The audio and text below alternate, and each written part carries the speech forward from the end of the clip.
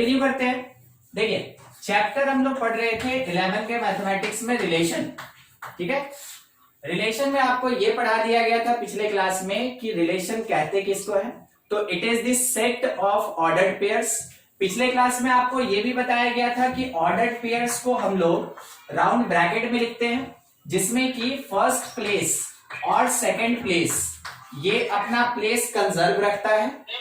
देखिए first place पे और सेकंड प्लेस पे जो भी एलिमेंट है ऑर्डर्ड पेयर में कभी भी उसको आगे पीछे नहीं किया जा सकता है।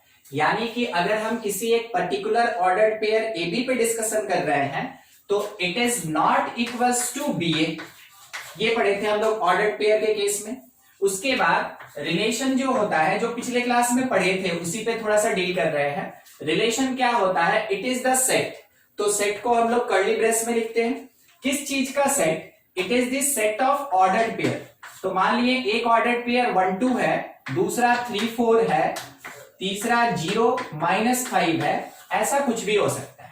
तो ये जो रिलेशन है ये एक सेट है और सेट के अंदर ऑर्डर्ड पेयर जो है एलिमेंट की तरह बिहेव कर रहा है। और कौन कौन ऑर्डर्ड पेयर, ये 3 ऑर्डर्ड पेयर। ऑर्डर्ड पेयर का मीनिंग क्या होता है कि इसका फर्स्ट और सेकंड प्लेस का जो भी एलिमेंट होगा वो कभी भी इंटरचेंज नहीं करता है। इस कारण से हम लोग ऑर्डर्ड पेयर में ए बी को कभी बी ए नहीं लिख सकते, ठीक है। यानी फर्स्ट प्लेस को सेकंड प्लेस पे या सेकंड प्लेस को फर्स्ट प्लेस पे नहीं लिख पाते। पिछले क्लास में ये भी बताए थे कि रिलेशन का फॉर्मेशन कैसे करते हैं, तो उसमें x related to y by the condition होता है। तो मान लीजिए जैसे कि लिखा हुआ है y is equals to 2x plus 3, तो हम लोग x का वैल्यू कंसीडर करते थे किसी एक गिवन सेट में से और उसके अकॉर्डिंग y को कैलकुलेट करते थे और फिर ऑर्डर्ड पेयर बनाया जाता था। कौन से फॉर्म में, आइदर इन xy फॉर्म या फिर इन yx फॉर्म।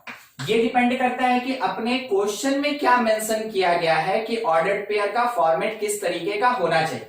अगर क्वेश्चन में ये बोला गया कि xy टाइप का ऑर्डर्ड पेयर रिलेशन के अंदर प्रेजेंट होगा, तो जो भी x का वैल्यू होगा वो फर्स्ट प्लेस पे मेंशन करेंगे और जो y का वैल्यू होगा उसके अकॉर्डिंग उसको हम लोग सेकंड प्लेस पे पुट करते हैं।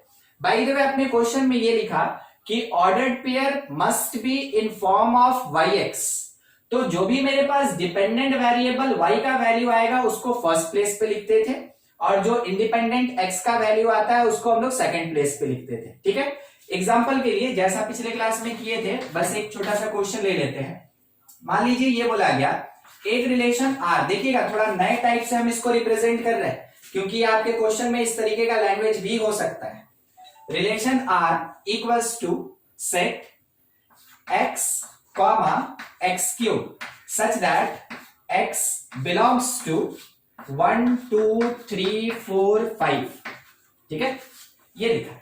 तो इसका क्या मीनिंग हुआ ना कि ऑर्डर्ड पेयर कौन से फॉर्म में होना चाहिए, पहले प्लेस पे x और दूसरे प्लेस पे कौन, x क्यूब, ठीक है।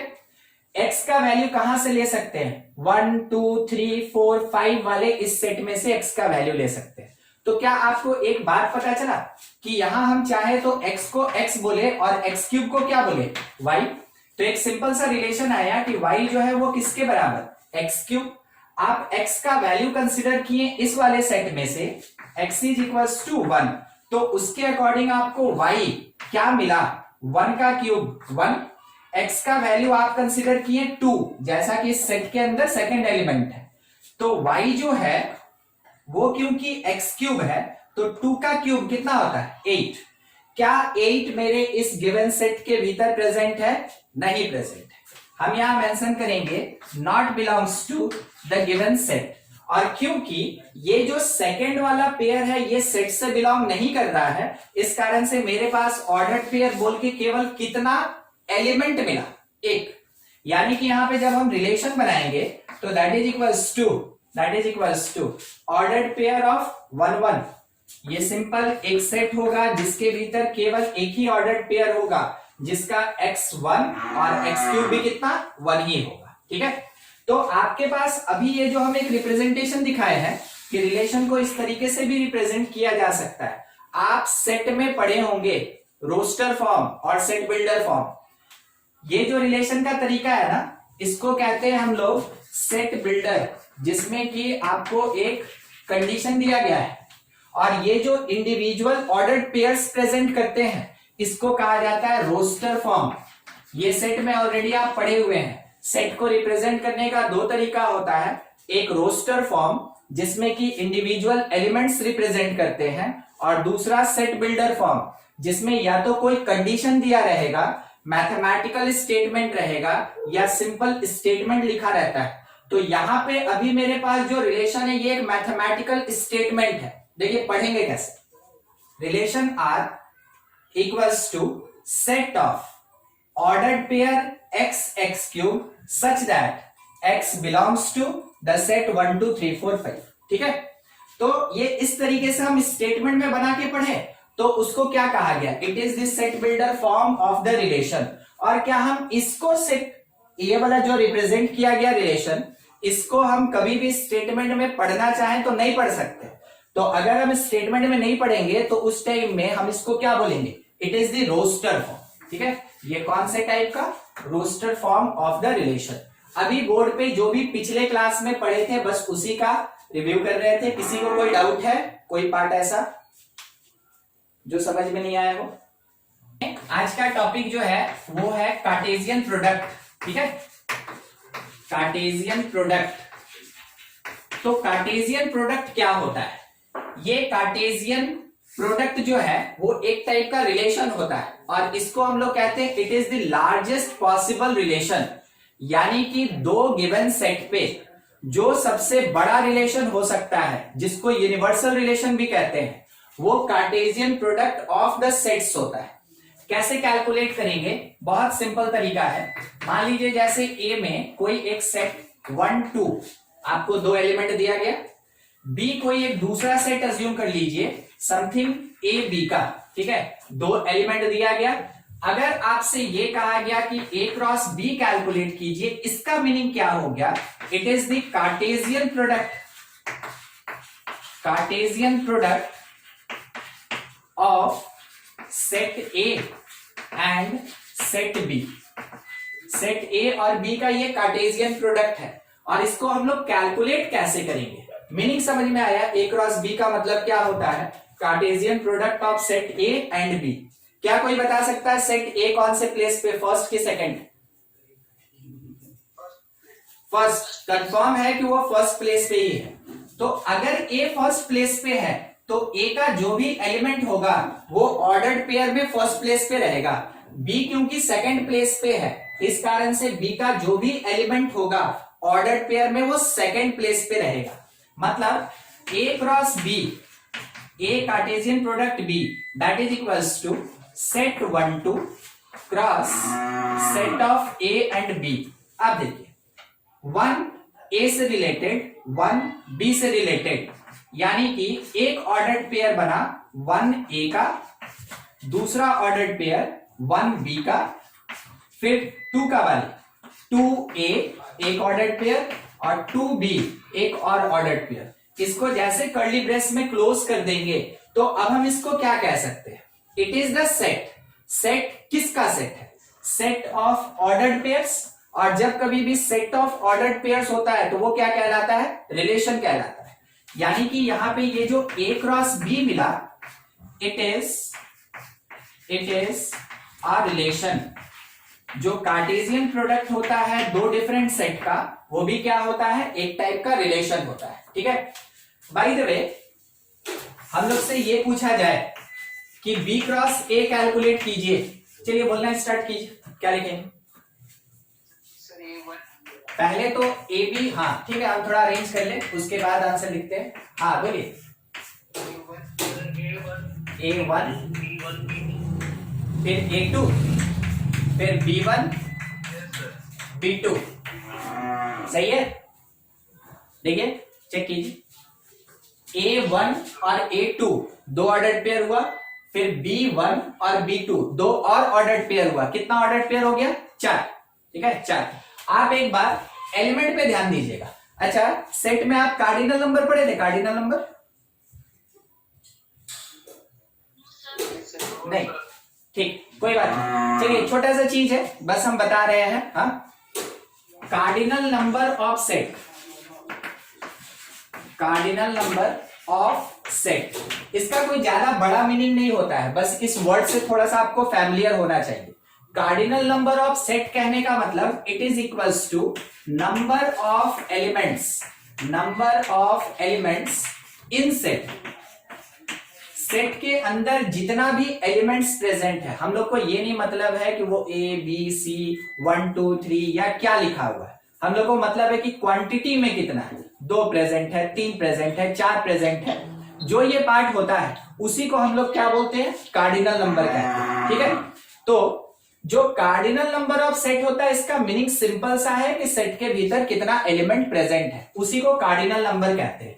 और इसको रिप्रेजेंट करते हैं हम लोग, अगर कोई एक सेट ए है, देखिएगा इसके अंदर 1 2 3 है, तो कार्डिनल नंबर को Na से रिप्रेजेंट करेंगे। Na मतलब number of element in set A, cardinal number of set A, और इसके अंदर कितना एलिमेंट प्रेजेंट है, 1 2 3, तो कार्डिनल नंबर क्या हो जाएगा, 3। ठीक है, कार्डिनल नंबर 3।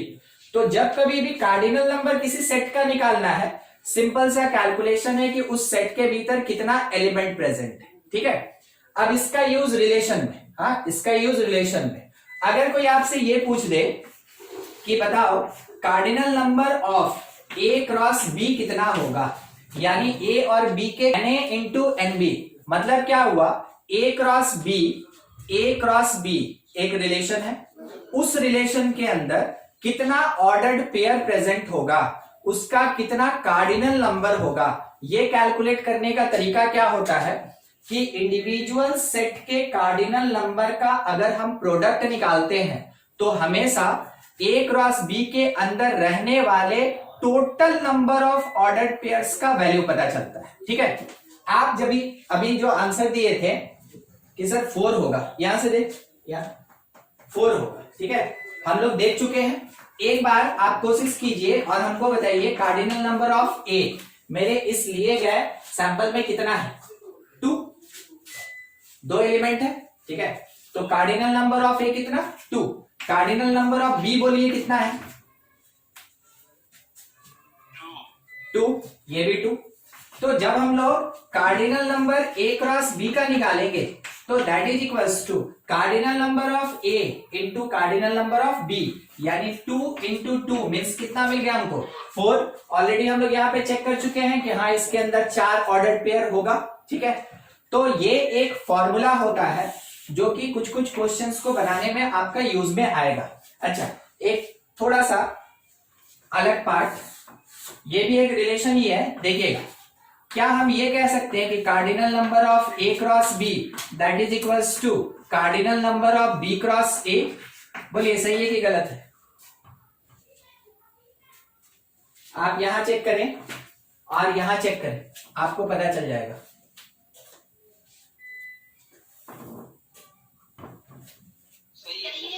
सही है, ठीक है। कार्डिनल नंबर में ए क्रॉस बी का जितना कार्डिनल नंबर होगा बी क्रॉस ए का उतना ही कार्डिनल नंबर होगा, सही है। मगर क्या आप ये बता सकते हैं कि ए क्रॉस बी जो एक रिलेशन हुआ करता था वो क्या इक्वल है बी क्रॉस ए के? ए क्रॉस बी क्या बी क्रॉस ए के इक्वल है? नहीं है। यहाँ पे 1a था और यहाँ पे क्या है, a1 है, तो क्या ये वाला पार्ट और ये वाला पार्ट इक्वल है? नहीं। कार्डिनल जब कभी भी हम लोग देखते हैं कि ऑर्डर्ड पेयर होगा, ये दोनों कभी बराबर नहीं होता है, तो ए क्रॉस बी जो है वो बी क्रॉस ए के इक्वल नहीं होगा, मगर जो number of element A cross B और बी क्रॉस ए में होगा वो दोनों आपस में इक्वल होगा। ठीक है, यहाँ पे अभी कार्टेशियन प्रोडक्ट से रिलेटेड छोटा सा डिस्कशन है, कोई डाउट किसी को? अभी ये और कंटिन्यू चलेगा, देख लीजिए, कोई डाउट है? कार्टेशियन प्रोडक्ट क्या होता है? तो Cartesian product is the largest possible relation. Cartesian product is largest possible relation, मतलब इससे बड़ा रिलेशन नहीं होता है। ठीक है, इससे बड़ा कोई भी रिलेशन नहीं है। लार्जेस्ट पॉसिबल रिलेशन किस पे? ऑन 2 सेट्स, जो भी 2 दिया गया सेट है उसके ऊपर ये सबसे बड़ा रिलेशन होता है। अच्छा, आप सबसेट पढ़े थे ना, सबसेट। हाँ ठीक, देखिए मान लीजिए जैसे 02 04 ये बन गया, ठीक है। ये सबसे बड़ा रिलेशन है, यानी कि A क्रॉस B को हम क्या बोल सकते हैं, it is the universal relation. ये एक यूनिवर्सल रिलेशन है। यूनिवर्सल रिलेशन किससे किसकी तरफ, सेट A से सेट B की तरफ, यानी सेट A का एलिमेंट पहले प्लेस पे और सेट B का एलिमेंट सेकंड प्लेस पे होगा। तो अगर हम लोग इसका सबसेट्स निकालें, subsets of A cross B, तो आप सेट में ये पढ़े होंगे ना कि अगर किसी भी एक सेट के अंदर n नंबर ऑफ एलिमेंट्स होता है तो उसका total number of subset 2 to the power n होता है, पढ़े है ना। अगर सेट A के अंदर 3 एलिमेंट है तो इसका जो टोटल सबसेट्स होगा that is equals to 2 to the power 3 यानी 8 होगा, ठीक है। ये सेट का पार्ट है। अभी हम लोग उसी चीज को यूज करेंगे, ठीक है, उसी चीज को यूज करेंगे। पढ़े नहीं ये चीज, कंफर्म कीजिए। हाँ बिल्कुल ठीक। अब हम लोग को क्या करना है कि मेरे सेट के अंदर कितना एलिमेंट है, 4, ठीक है 4। तो अगर हम इसका नंबर ऑफ सबसेट्स निकालें, number of subsets of A cross B, तो ये 2 टू द पावर 4 होगा। कहने का मतलब है टोटल 16 रिलेशन पॉसिबल हो सकता है। A क्रॉस B अगर एक रिलेशन है तो उसके बेसिस पे नंबर ऑफ सबसेट्स यानी कि जो सब रिलेशन होगा वो कितना पॉसिबल हो सकता है, 16। देखिए फॉर्मेशन कर रहे हैं इसमें से कुछ, ठीक है। एग्जांपल के लिए एक पहला रिलेशन R1 5, ठीक है, क्योंकि रिलेशन भी तो एक सेट है, तो सेट होने के कारण जो पहला सबसेट मिलेगा वो हमेशा कौन होगा, 5। तो पहला रिलेशन हमको क्या मिला, 5। दूसरा रिलेशन सिंगल सिंगल एलिमेंट का, यानी रिलेशन ऑफ 1 2। फिर तीसरा 1 4। देखिए सिंगल सिंगल ऑर्डर्ड पेयर का, स्टार्टिंग में एक भी ऑर्डर्ड पेयर नहीं लिए, उसके बाद सिंगल सिंगल ऑर्डर्ड पेयर ले रहे हैं, R4। फिर किसका 02 02, ठीक है। और R5 कौन, लास्ट वाले ऑर्डर्ड पेयर के बेसिस पे 04, ये बनेगा सिंगल सिंगल ऑर्डर्ड पेयर पे। चलिए ठीक है, 2 ऑर्डर्ड पेयर पे कोई एक बताएगा हमको कि क्या हो सकता है, 2 ऑर्डर्ड पेयर।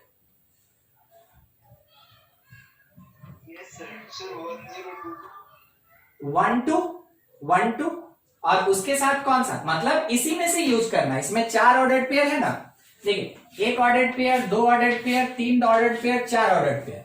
4 में से किसी भी 2 को उठा लीजिए, उससे आपको क्या मिलेगा, एक रिलेशन जिसके अंदर 2 ऑर्डर्ड पेयर है। तो एग्जांपल के लिए हम किसको ले लें, एक 1 2 और इसके साथ कौन 1 4। कोई जरूरी नहीं है, आप नेक्स्ट रिलेशन ऐसा लिख सकते हैं कि 1 2 के साथ क्या आ गया 0 2, 1 2 लिए और उसके साथ 0 2। आप ये भी कर सकते हैं कि 1 2 के साथ एक दूसरा 0 4। तो अभी हम जो भी रिलेशन बना रहे हैं उन सारे रिलेशन में कितना ऑर्डर्ड पेयर प्रेजेंट है, 2। मेरे पास अपना एक फॉर्मेट है, क्या फॉर्मेट है, सबसे पहले हम सबसेट बनाए रिलेशन का विथ नो एलिमेंट, 0 एलिमेंट 5।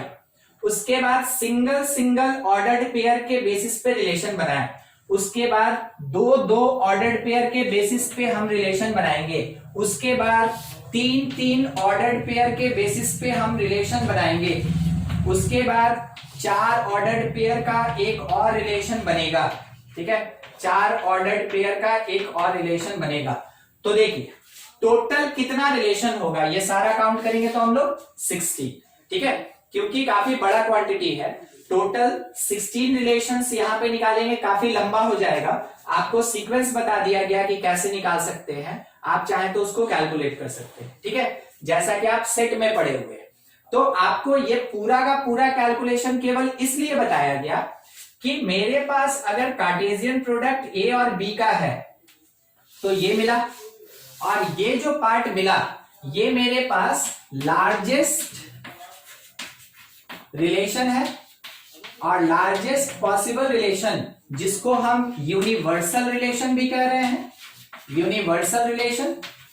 तो जो मेरे पास लार्जेस्ट पॉसिबल रिलेशन या यूनिवर्सल रिलेशन मिला उसका कुछ सब रिलेशंस भी हो सकता है, जैसे कि सबसेट एग्जिस्ट करता है वैसे सब रिलेशन भी एग्जिस्ट कर सकता है। और सब रिलेशन अगर आपसे बोला लिखने के लिए तो आपको पहले क्वांटिटी देख लेना है कि कितना होगा, उसके बाद अपना सीक्वेंस रखिए। सीक्वेंस किस तरीके से, with no element, single elements, उसके बाद 2 एलिमेंट्स, उसके बाद 3 एलिमेंट्स, बाद में 4 एलिमेंट्स का एक पूरा का पूरा रिलेशन बना के देंगे। ठीक है, इसमें किसी को कोई डाउट है पूछ लीजिए।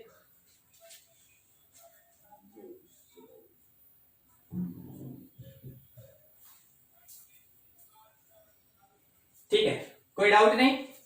चलिए एक छोटा सा बात देखिए,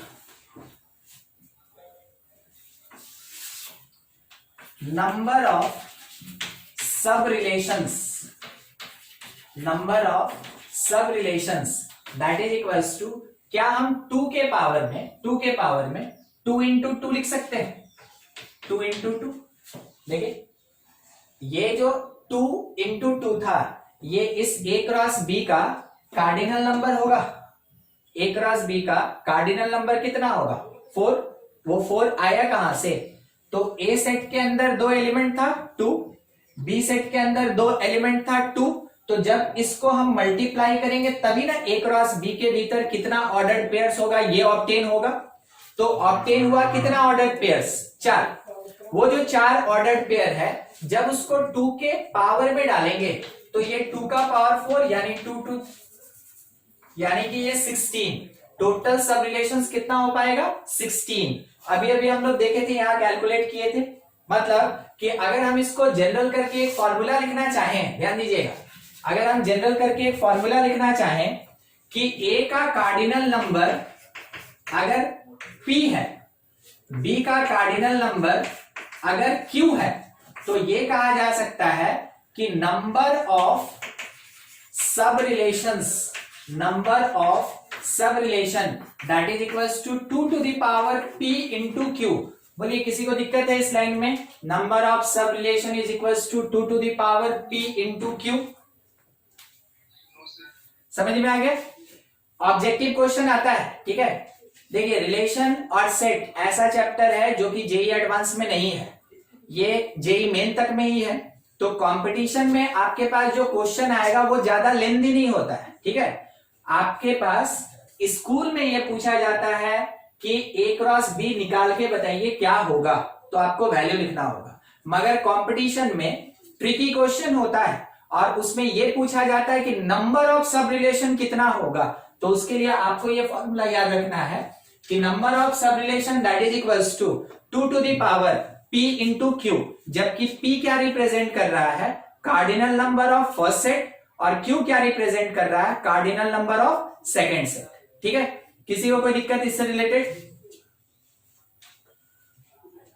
वो जो लास्ट लाइन था कोई दिक्कत नहीं ना? आगे बढ़े, एक क्वेश्चन ले रहे हैं इसी से, Cartesian product if set A that is equals to, थोड़ा नया है ध्यान दीजिएगा, 1 - 1। ठीक है, और ये कहा गया फाइंड A क्रॉस A। ठीक है, इसका क्या मीनिंग हुआ? अभी तक हम लोग ये पढ़े हुए थे कि हम लोग कार्टेशियन प्रोडक्ट निकालेंगे कितने सेट का? 2 सेट का। मगर अब क्या हुआ, मेरे पास 3 सेट का कार्टेशियन प्रोडक्ट निकालने बोला। आपके क्लास 11 के सिलेबस में मैक्सिमम 3 सेट का ही कार्टेशियन प्रोडक्ट पूछा जाता है। वैसे आगे कहीं भी है ना 3 सेट से ज्यादा नहीं पूछा जाएगा, और आपका जो बुक है उसमें कहीं पे भी आपको क्वेश्चन 3 से ज्यादा का नहीं मिलेगा। यानी अपना लिमिटेशन कहां तक हो जाता है? 3 सेट के कार्टेशियन प्रोडक्ट तक। ठीक है, कंटिन्यू करते हैं।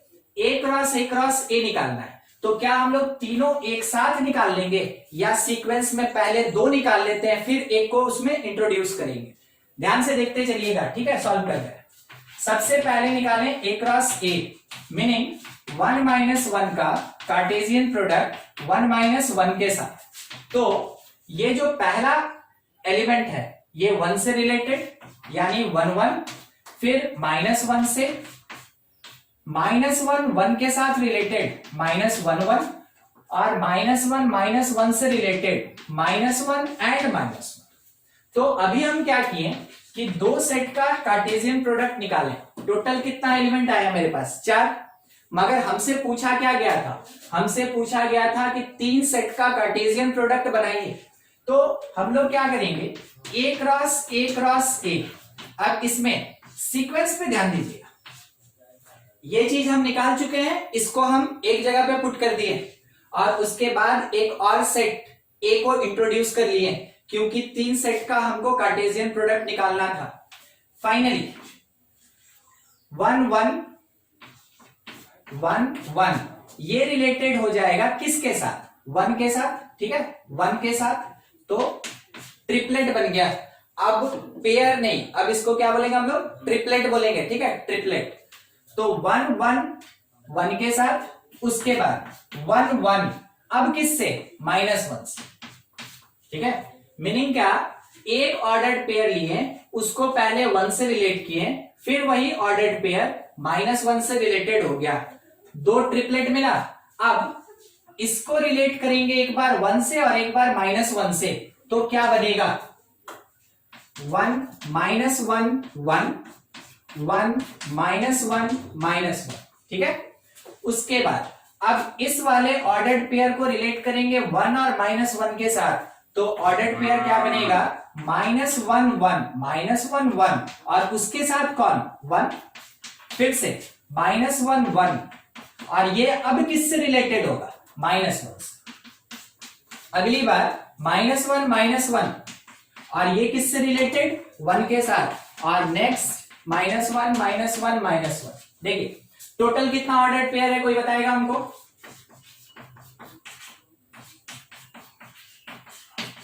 तो total triplet, sorry triplet not ordered pair, triplet कितना? 8 है ना। ठीक है, 8। क्या हम इस चीज को ऐसे समझे कि ये Na into Na into Na लिखा है, जैसा कि अभी हम लोग एक फॉर्मूला देखे थे जो कार्टेशियन प्रोडक्ट पढ़ रहे थे, उसमें कार्डिनल नंबर निकालने के लिए अभी एक ऐसा फॉर्मूला देखे थे। आप A के भीतर नंबर ऑफ एलिमेंट देखिए कितना है? 2। 2 इंटू 2 इंटू 2, टोटल कितना आया? 8। तो जब कभी भी ट्रिपलेट निकालने बोलेगा, आप कुछ इसी तरीके से कैलकुलेशन करेंगे। इसमें देख लीजिए, किसी को कोई डाउट है तो हमसे पूछ लीजिए, कोई पार्ट ऐसा जो आपको नहीं समझ में आया। अदरवाइज एक क्वेश्चन दे रहे हैं, थोड़ा खुद से सॉल्व करेंगे।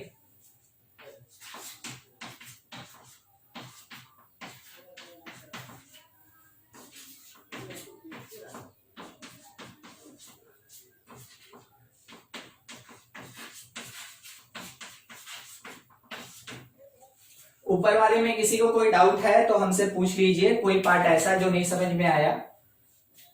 अदरवाइज नीचे में क्वेश्चन लिखे हैं, इसको थोड़ा सॉल्व करेंगे। ए एक सेट है 2 3 1 3 एलिमेंट, बी एक सेट है -7 एक एलिमेंट। क्या कैलकुलेट करना है? Cartesian product in the order B cross A. ठीक है, आ गया? ठीक है, आप रखेंगे, थोड़ा और वेट कर लेते हैं और किसी किसी को बना लेने देते हैं, फिर एक बार आंसर लिखेंगे, आप चेक कर लेंगे। ठीक है, और कोई? हो गया सर। कंप्लीट? ठीक है, कंप्लीट करके बोलते जाइए हो गया सर। 1 मिनट में ही सबका हो जाना चाहिए, हो जाएगा।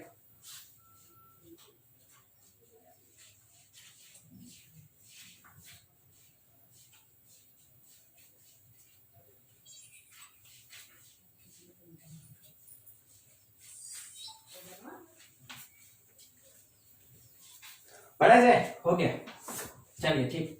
बी क्रॉस ए मीनिंग क्या था? -7 कार्टेशियन प्रोडक्ट 2 3 1 2 3 1। आप किसी भी सीक्वेंस में लिख सकते हैं उसको। इसमें पहला ऑर्डर पेयर आपका -7 2 का आया, दूसरा -7 3 का आया, तीसरा -7 1 का आया। ठीक है, आपका यही आंसर आया था। ठीक है, हाँ, अगर मान ले रहे ये ऑर्डर्ड पेयर कोई पहले लिख दिया, ये बाद में लिख दिया, तो क्या आंसर डिफरेंट हो जाएगा? नहीं, है ना? आंसर डिफरेंट नहीं होगा। क्यों नहीं होगा? क्योंकि ये एक सेट है और सेट के अंदर एलिमेंट किसी भी प्लेस पे रहे उससे कोई फर्क नहीं पड़ता है, वो उसी सेट के अंदर काउंट होता है। इस कारण से किसी ऑर्डर्ड पेयर को पहले और किसी ऑर्डर्ड पेयर को आप बाद में लिख दें तो आपका गलती नहीं है, बिल्कुल सही है।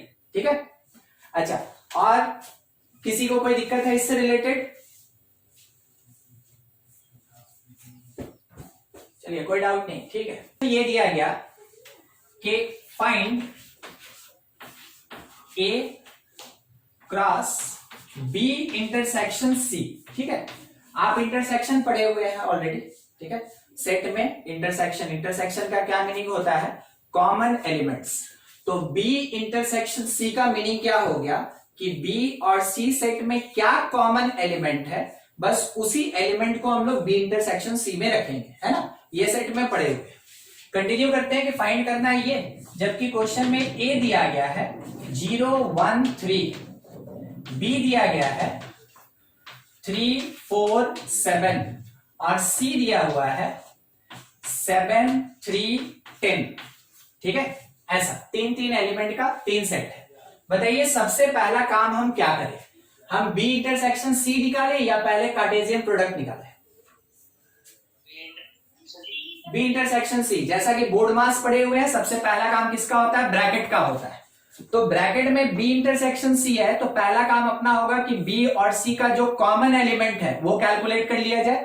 तो B intersection C, B intersection C, तो बी और सी में कौन कौन कॉमन है? 3, और उसके साथ में और कौन? 7। देखिए, दोनों सेट में 3 कॉमन, दोनों सेट में 7 कॉमन, तो बी इंटरसेक्शन सी एक सेट आएगा किसका किसका? 3 और 7 का। मिल गया बी इंटरसेक्शन सी। अब बाद में कैलकुलेट करेंगे हम लोग A cross B intersection C. तो A cross B intersection C meaning क्या हो गया कि set A 0 1 3 Cartesian product set B intersection C 3 7। सोच के बताइए कितना ऑर्डर्ड पेयर्स होगा इसमें? ऑर्डर्ड पेयर्स 6 हो, इसमें 3 मल्टीप्लाइड बाई 2 6 हो जाएगा। लिखें, थोड़ा लिस्टिंग कर लें इसका। 0 3 0 7 1 3 1 7 3 3 3 7, टोटल अपने पास 6 ऑर्डर्ड पेयर्स। किसी को कोई दिक्कत इससे रिलेटेड पूछ लीजिए अगर कोई डाउट है तो, अदरवाइज आपके लिए क्वेश्चन है, सॉल्व करेंगे। Find A cross B intersection A cross C. ठीक है, और आपके लिए एक बात बता दें, ए बी सी सेट यही है जो यहां पे दिया हुआ है ना, ए बी और सी, इसी से रिलेटेड ये क्वेश्चन है। क्या फाइंड करना है आपको? A cross B intersection A cross C. ठीक है, फाइंड कीजिए एक बार। बन गया? अच्छा ठीक है, निकालिए निकालिए, कोई दिक्कत नहीं, आराम से। नहीं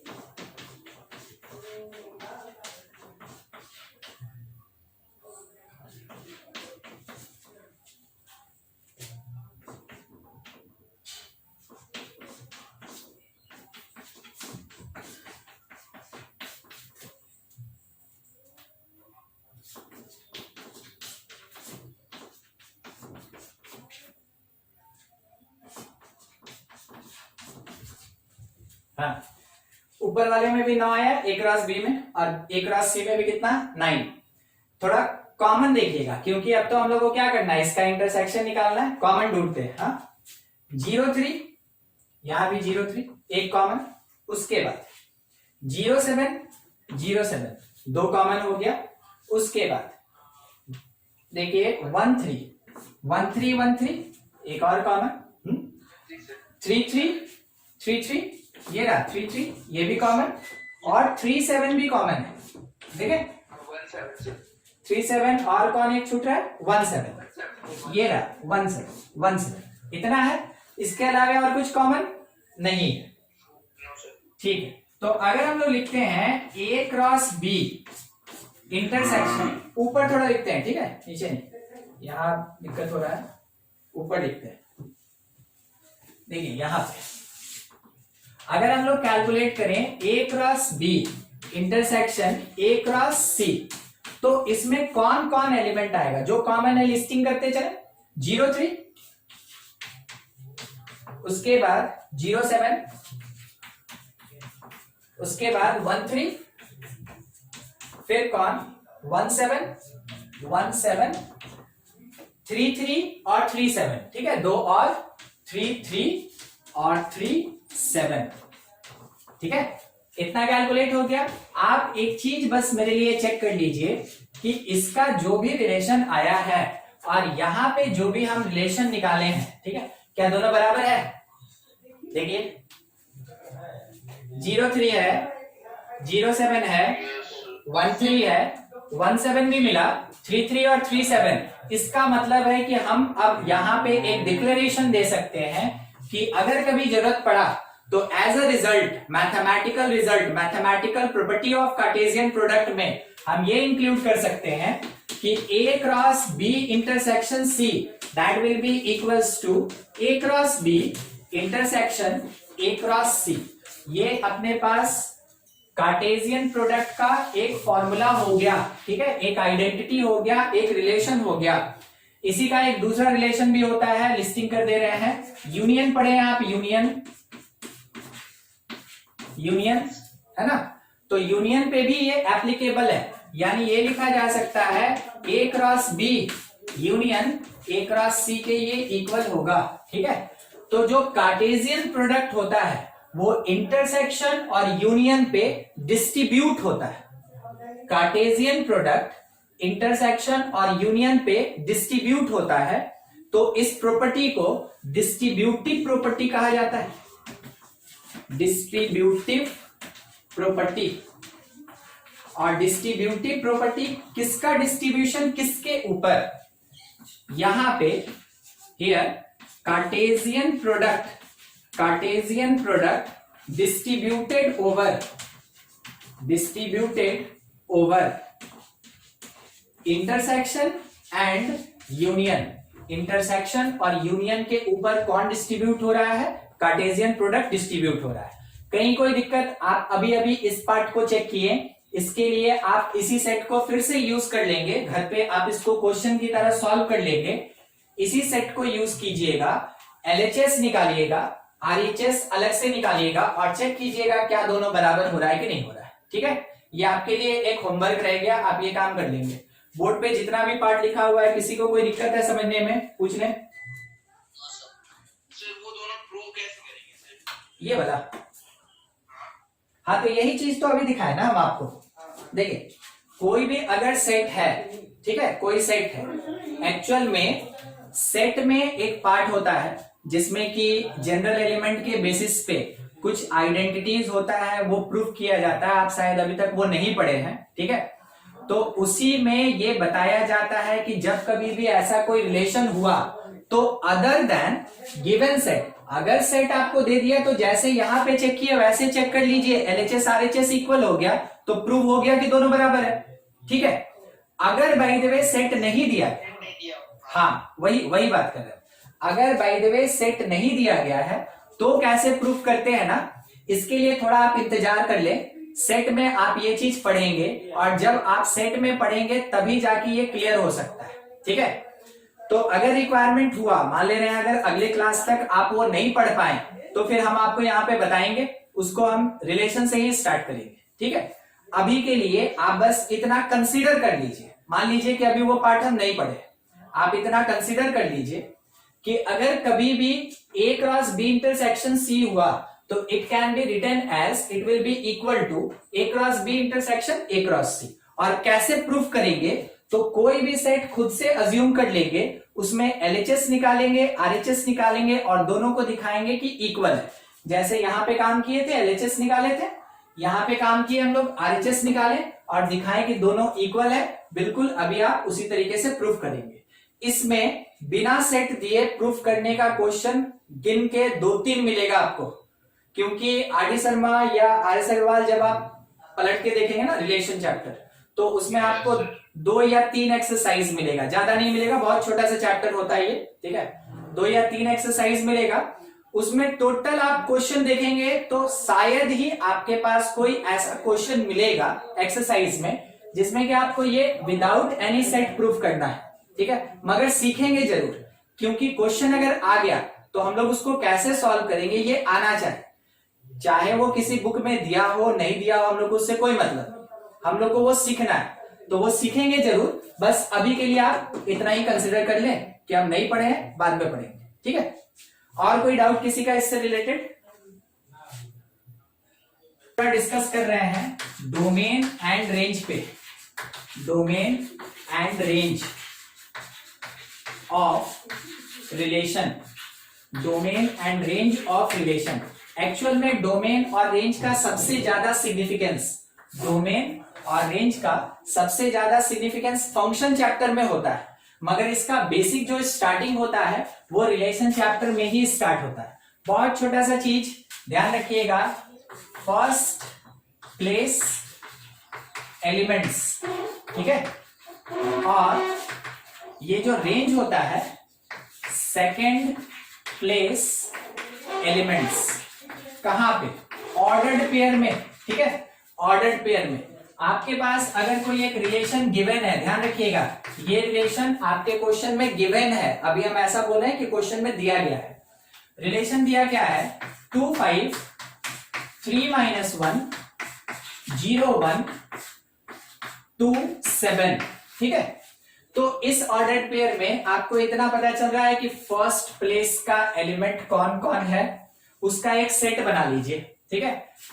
किस चीज का? Set of elements, set of elements at first place, set of element at first place. बोलिए क्या होगा? 2 3, फिर 2 को रिपीट नहीं करेंगे, बंद कर दें, ठीक है। तो जब कभी भी हम लोग ऑर्डर्ड पेयर के फर्स्ट प्लेस के एलिमेंट को लेके एक सेट बनाते हैं, it is called domain of relation, it is the domain of relation. यानी कि दिए गए रिलेशन के ऑर्डर्ड पेयर के फर्स्ट प्लेस के एलिमेंट को कलेक्ट करके अगर एक सेट बनाया जाए तो उस सेट को हम लोग क्या बोलते हैं? It is the domain of relation. अगर बाय द वे हम लोग set of elements at second place ले लें, हर एक ऑर्डर्ड पेयर के सेकेंड प्लेस पे जो जो एलिमेंट है उसको मिला के एक सेट बना लें, बोलिए क्या होगा?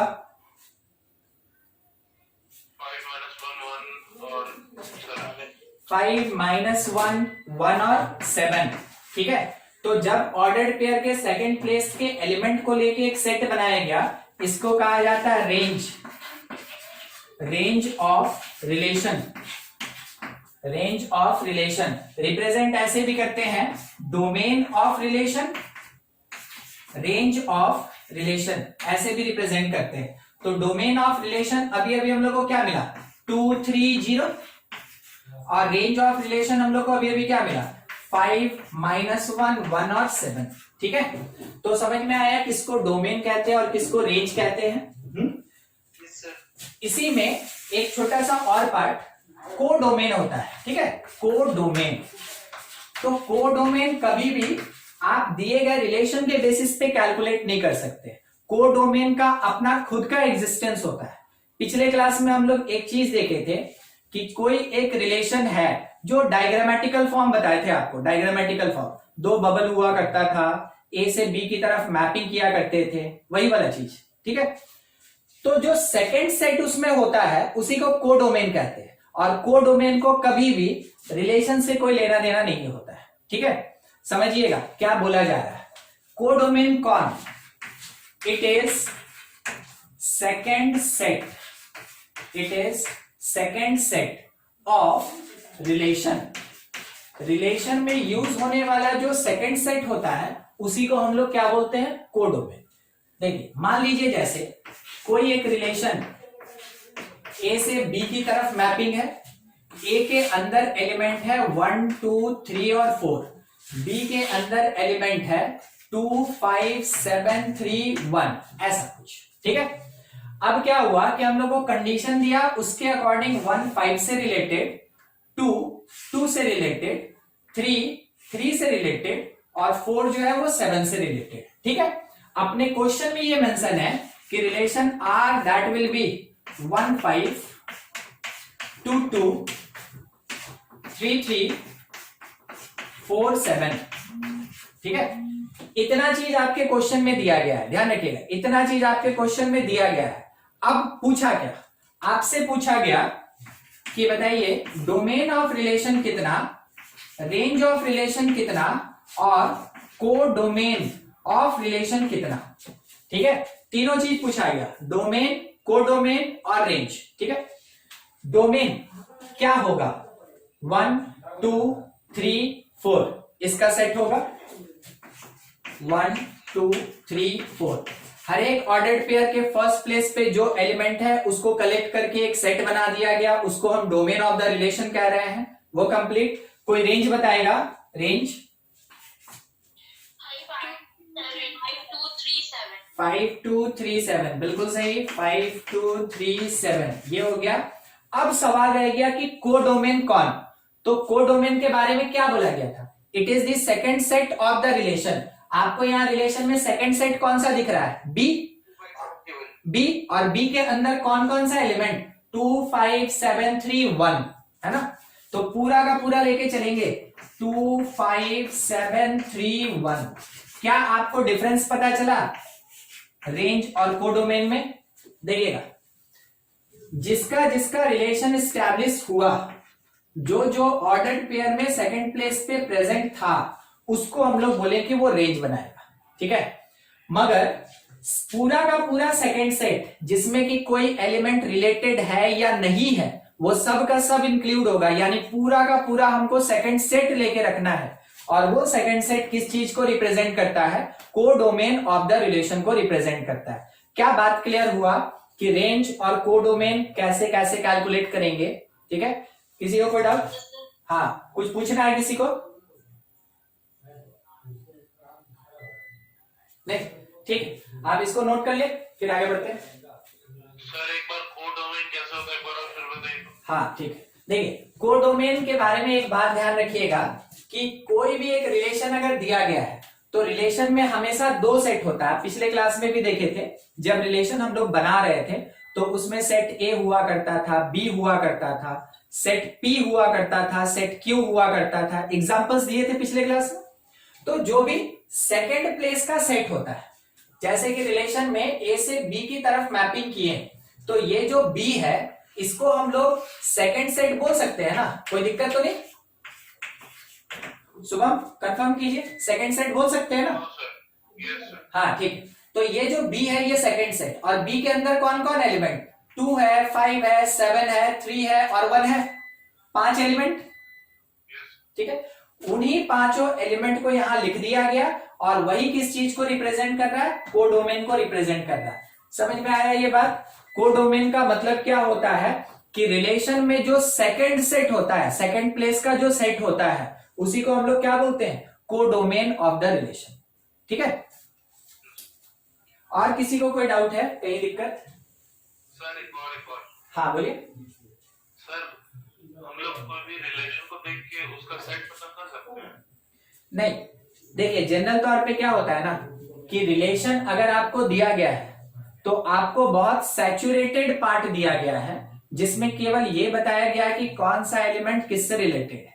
ठीक है, तो रिलेशन देख के आप ये नहीं बता सकते हैं कि सेट कितना बड़ा होगा, कितना छोटा होगा, क्योंकि अभी हम एक एग्जांपल भी देंगे, उसी पे हम आगे बढ़ने वाले भी थे, ताकि इसमें ना और डिफरेंस थोड़ा क्लियर हो जाए। मगर फिर भी सोच के चलिएगा, रिलेशन में हमेशा जो भी फर्स्ट और सेकंड प्लेस का एलिमेंट होता है वो किसी ना किसी सेट का एलिमेंट होता है, मगर ये कभी कंफर्म नहीं है कि उस सेट का पूरा एलिमेंट यूज किया गया। हो सकता है उस सेट का कुछ एलिमेंट यूज किया गया और कुछ एलिमेंट नहीं यूज किया गया। ठीक है, ये होता है। बस वही एक दिक्कत है ना, उस पर अभी हम एक एग्जांपल लेंगे अभी। ठीक है, क्वेश्चन है, फॉर्म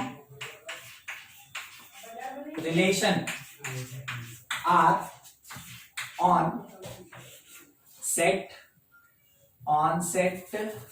ए, और इसमें दिया है 1 2 3 से लेके 10 तक, ठीक है, पूरा 10, as X Y belongs to the set A and x, y ordered pair belongs to relation R as relation R x related to y by the condition y is equals to x square, y is equals to x square plus 1, y is equals to x square plus 1, ऐसा दिया गया है, ठीक है। इतना given condition. अब पूछा गया फाइंड रिलेशन क्या होगा, इट्स डोमेन क्या होगा, इट्स रेंज, रिलेशन का रेंज क्या होगा, एंड कोडोमेन, और साथ ही साथ क्या कैलकुलेट करना है हमको, कोडोमेन कैलकुलेट करना है। देखिए टोटल इसमें कितना क्वेश्चन है, 4 क्वेश्चन है। पहले रिलेशन बनाना है, उसके बाद उसका डोमेन रेंज और कोडोमेन ये सब कैलकुलेट करना है। तो आपको जैसा पिछले क्लास में बताया थे, प्रोसीड करते हैं रिलेशन बनाने के लिए। तो x क्या ले सकते हैं, x1 ले सकते हैं, तो y कितना होगा, y 1 का स्क्वायर प्लस 1 2, x2 ले सकते हैं, तो y कितना होगा 2 का स्क्वायर 4 प्लस 1 5, x का वैल्यू 3 लेंगे तो y कितना मिलेगा 3 का स्क्वायर 9 प्लस 1 10। क्या इसके आगे हम और बढ़े, क्या ये बिलोंग कर रहा है सेट से, नहीं बिलोंग करता है। और अगर सेट से बिलोंग नहीं करता है तो क्या हम लोग उसको कभी भी ऑर्डर्ड पेयर मानते हैं, नहीं, नॉट ऑर्डर्ड पेयर, ये कोई ऑर्डर्ड पेयर नहीं है। बात क्लियर हुआ नहीं है। तो कितना ऑर्डर्ड पेयर मिला हमको, 3, ठीक है, 3 ऑर्डर्ड पेयर। हम रिलेशन अगर बनाएंगे तो रिलेशन आर 1 2 का 2 5 का और ऑर्डर्ड पेयर 3 10, ठीक है। ये रिलेशन बनके तैयार। क्या आप ये चेक कर पा रहे हैं कि इसका जो एलिमेंट्स है वो दिए गए सेट से अलग है, ठीक है। कंटिन्यू रखते हैं।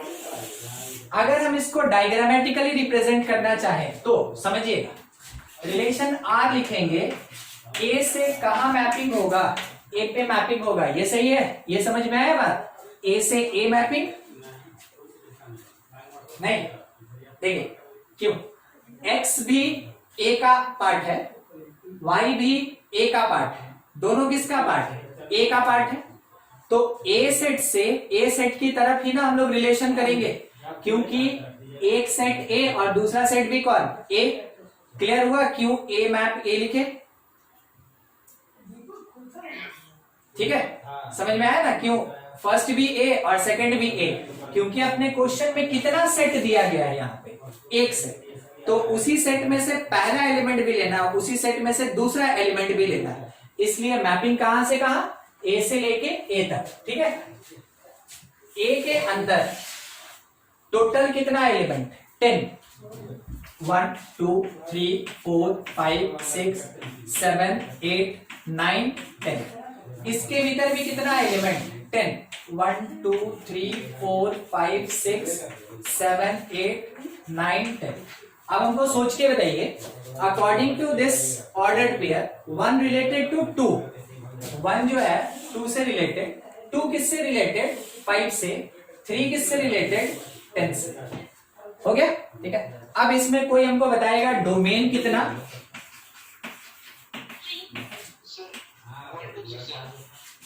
1 2 3, ठीक है। रेंज 2 5 10, 2 5 10, और कोडोमेन कोई बता दीजिए, ठीक। मतलब आप कहना चाहते हो 1 से लेके 10 तक पूरा का पूरा सेकंड से, तो कोडोमेन में क्या आएगा 1 2 3 अप टू 10 तक। बात क्लियर हुआ? आप समझे डोमेन, रेंज और कोडोमेन अलग अलग कैसे कैलकुलेट कर सकते हैं हम लोग किसी दिए गए रिलेशन से। ठीक है, ये क्वेश्चन काफी बड़ा है, अगर आपके स्कूल एग्जामिनेशन में आता है तो ये कम से कम 4 नंबर का क्वेश्चन होगा। ठीक है, हर एक पार्ट के कैलकुलेशन के साथ 1 मार्क मिलता है, तो 1 नंबर इसके लिए, 1 नंबर इसके लिए, 1 नंबर इसके लिए, और 1 नंबर में बाकी पूरा कैलकुलेशन आ गया, क्योंकि जब तक आप ये काम करेंगे नहीं तब तक ये निकलेगा। ठीक है, कोई डाउट किसी का? नहीं, ठीक है। एक बड़ा सा चीज ध्यान दीजिएगा, x related to y by the condition, एक क्वेश्चन ही मान लीजिए, x related to y by the condition y is equals to x square plus 1, x square plus 1, x belongs to natural number, ठीक है, और y बिलोंग्स टू इंटीजर। ठीक है, y belongs to integer. 2-4 ordered pair कोई बता सकता है? 2 ordered pair बता दीजिए, बस काम खत्म। x belongs to natural number, y belongs to integer. Sir 1 2 2 3 1 रखें तो 2 आएगा, ठीक है, 2 रखें तो 5 आएगा, 5 आएगा। क्या ये पूरा का पूरा नेचुरल नंबर, अच्छा एक और बात, क्या ये पूरा का पूरा नेचुरल नंबर इस कंडीशन को फुलफिल कर सकता है? देखिए, अभी तक हम आपको ऐसा ऐसा नंबर दे रहे थे ना, तो आप चेक कर ले रहे थे, मगर क्वेश्चन घुमाने वाला ऐसे भी घुमा सकता है कि एक इनफाइनाइट सेट दे दिया नेचुरल नंबर। क्या आप में से सबको ये बात पता है कि नेचुरल 1 से स्टार्ट होता है? ठीक है, खत्म कहां होता है ये किसी को पता है? इंफिनिटी तक जाएगा, इंफिनिटी तक जाएगा, और इंफिनिटी कोई नंबर नहीं होता, मतलब कि बहुत बड़ा नंबर। ठीक है, बहुत बड़ा नंबर, तो इसका एंड पॉइंट डिफाइन नहीं है, इस कारण से इसको इनफाइनाइट सेट कहते हैं। ठीक है, इंटीजर स्टार्ट होता है 0 से, फिर उसके बाद नेगेटिव इंटीजर, पॉजिटिव इंटीजर, बस फ्रैक्शन नहीं आना चाहिए, तो इसमें नेगेटिव, पॉजिटिव और 0 तीनों इंक्लूडेड है। ठीक है, अब थोड़ा सोचिएगा, अगर नेचुरल नंबर को यहां पे पुट करें तो कोई बता सकता है नेचुरल का स्क्वायर करने पे क्या वो इंटीजर होगा? यस सर, हाँ होगा, बिल्कुल होगा। यस सर, किसी भी नेचुरल नंबर का स्क्वायर करेंगे तो वो खुद में एक नेचुरल नंबर होता है ना, एक नेचुरल, और नेचुरल पे अगर आप +1 कीजिएगा तो क्या वो नेचुरल नंबर रहेगा? फिर से नेचुरल नंबर रहेगा। सोचिए सोचिए, क्या बोले अभी हम बोले कि नेचुरल नंबर का स्क्वायर कीजिए तो इट इज नेचुरल, ये सही है, ये बात सबको समझ में आ रहा है? Yes sir. ठीक है, अगर हम n स्क्वायर में +1 करें, मतलब नेचुरल में +1 किए, तो फिर से ये नेचुरल नंबर ही रहेगा ना। Yes sir. 1 रहेगा तो 2 हो जाएगा, 2 रहेगा तो 3 हो जाएगा, मगर जो भी रहेगा वो नेचुरल ही रहेगा। इसका मतलब ये हुआ कि y मेरा नेचुरल नंबर आ रहा है। अब बताइए, नेचुरल नंबर बड़ा है कि इंटीजर बड़ा होता है? कौन बड़ा होता है? इंटीजर सर, इंटीजर बड़ा होता है। इसका मतलब ये हुआ कि अभी अभी हम आपसे एक चीज सॉल्व करवाएं कि डोमेन जो होगा नेचुरल नंबर, रेंज जो होगा नेचुरल नंबर, मगर जो कोडोमेन होगा इट इज इंटीजर। बोलिए, इसमें से कौन सा ऐसा पार्ट है जो आपको नहीं समझ में आया? देखिए, राजू देखना कोई आईफोन 11 आकर बैठा है। हाँ देखिए, इसमें से कोई पार्ट ऐसा जो आपको नहीं समझ में आया, आप पूछिए। ठीक है, ये बिना सेट वाला बात है, इनफाइनाइट सेट पे डिस्कशन है।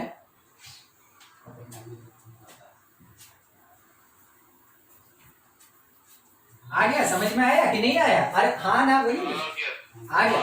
हाँ हाँ बिल्कुल बिल्कुल, एकदम ठीक। अच्छा, थोड़ा सा और डिस्कस कर रहे हैं, ठीक ना, इस वाले पॉइंट पे थोड़ा सा और डिस्कस कर रहे हैं, फिर हम इसके बारे में बोल के थोड़ा सा लिखवाएंगे। देखिए, अगर y is equals to X square plus 1 दिया है ना, आप में से कोई बता सकता है इसमें इंडिपेंडेंट x है या y है? x इंडिपेंडेंट है और y डिपेंडेंट है ना। तो x अगर इंडिपेंडेंट है तो x का जो भी वैल्यू होगा वो डोमेन कहलाता है। इंडिपेंडेंट वेरिएबल का जो भी वैल्यू होता है उसको डोमेन कहते हैं, ठीक है।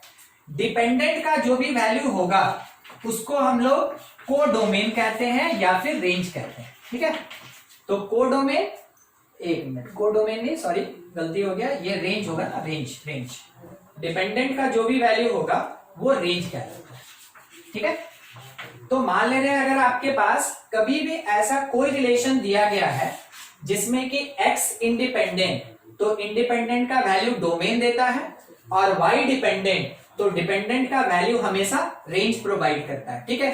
तो क्या हम इस वाले रिलेशन से कभी कोडोमेन निकाल सकेंगे? नहीं निकाल सकेंगे। इस वाले रिलेशन से आप कभी कोडोमेन नहीं निकाल सकते।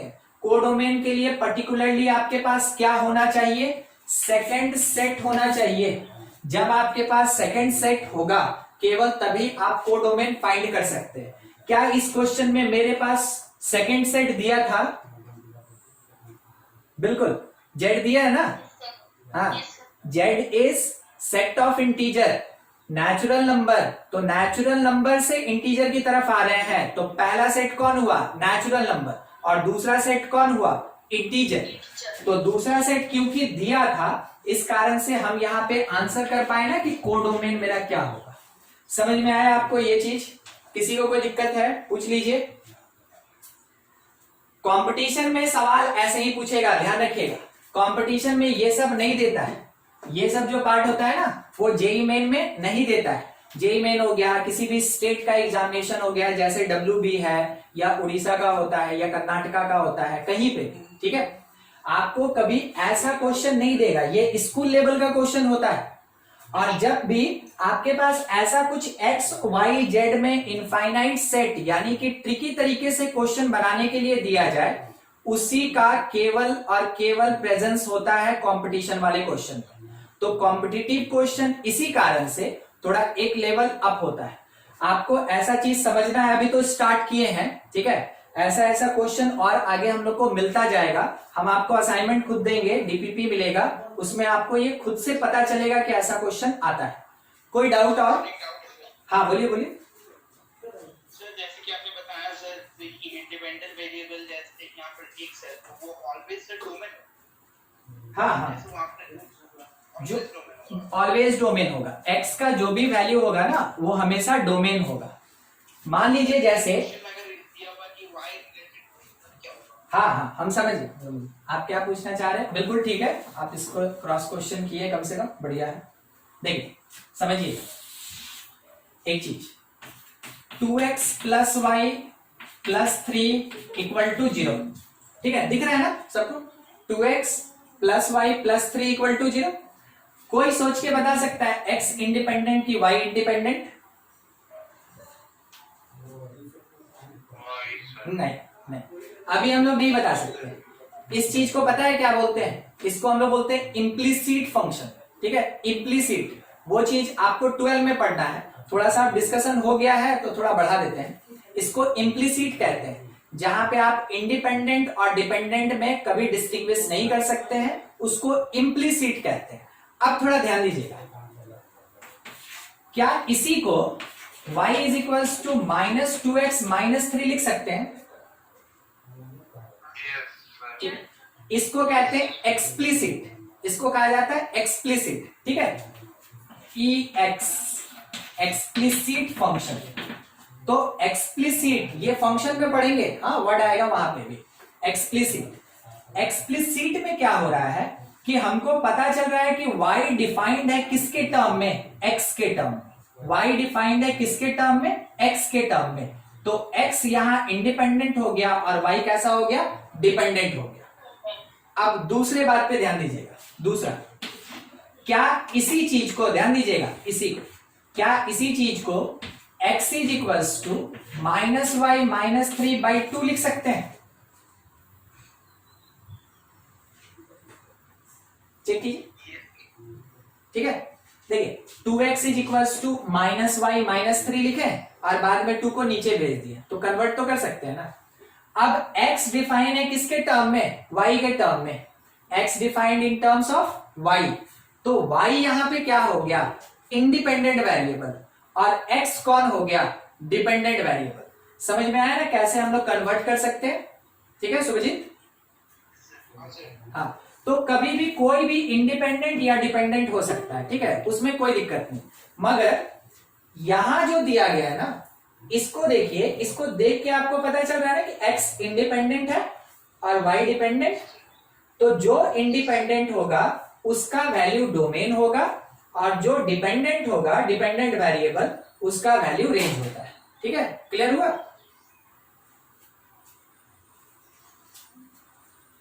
डाउट क्लियर क्या? और कोई डाउट है? क्लियर हो गया? और किसी को कोई डाउट? ठीक है, आप ऐसे क्वेश्चन के लिए हमेशा तैयार रहें। ठीक है, जैसे जैसे क्लास 11 में आपका चैप्टर्स बढ़ता जाएगा, आप बिल्कुल बिगिनिंग एकदम स्टार्टिंग किए सेट से। सेट बहुत ही फंडामेंटल चैप्टर होता है। सेट इतना फंडामेंटल चैप्टर है ना कि आपको लगभग हर जगह सेट वर्ड सुनने को मिलेगा। ठीक है, वो हर एक पार्ट में रहेगा, और उसका यूज बस इतना ही होता है कि कभी कर्ली ब्रेस में अगर क्लोज करके कुछ दे दिया गया, इसका मतलब है कि वो सेट होता है। ठीक है, तो सेट काफी फंडामेंटल। एक स्टेप ऊपर आए हम लोग, रिलेशन में पहुंच गए। यहां से आपका क्वेश्चन थोड़ा सा ट्रिकी होना स्टार्ट हो जाएगा, तो एकदम दिमाग खोल के रखिएगा। ठीक है, आपको क्वेश्चन थोड़ा लंबा मिलेगा, तो जो भी लेंथी टाइप क्वेश्चन होगा वो हमेशा ध्यान रखिएगा स्कूल लेवल का क्वेश्चन होता है। जो ट्रिकी टाइप क्वेश्चन होता है, देखिए इस क्वेश्चन को यहीं पे लिखे और यहीं खत्म कर दिए ना। ठीक है, जो ट्रिकी टाइप क्वेश्चन होता है वो कंपटीशन का क्वेश्चन होता है, वही जेई मेन में आता है। ठीक है, वही जेई एडवांस में आता है, वही दूसरे स्टेट एग्जामिनेशंस में आता है। तो आपको इसके लिए धीरे धीरे अपने आप को प्रिपेयर करना है। ठीक है, ऐसा नहीं एक ही दिन में आप पूरा सीख जाएंगे कि हाँ कैसे करना है। एटलीस्ट आपके सामने एक इंट्रोडक्शन मिला कि क्वेश्चन आता कैसा है। इसमें से 100% नहीं, हम मान के चलते हैं कि 20% तो समझ में आया होगा। तो वही सोचिए ना कि अगर हम 5-10 क्वेश्चन ऐसा करवा देंगे तो आप उस लेवल पे पहुंच जाइएगा जहां पे हम आपको कंपटीशन के क्वेश्चन का डीपीपी देना स्टार्ट करेंगे और हम यहाँ पे क्वेश्चन डील करना स्टार्ट करेंगे। ठीक है, तो जितना पढ़ाया गया है थोड़ा उसको घर पे जरूर रिवाइज कर लें,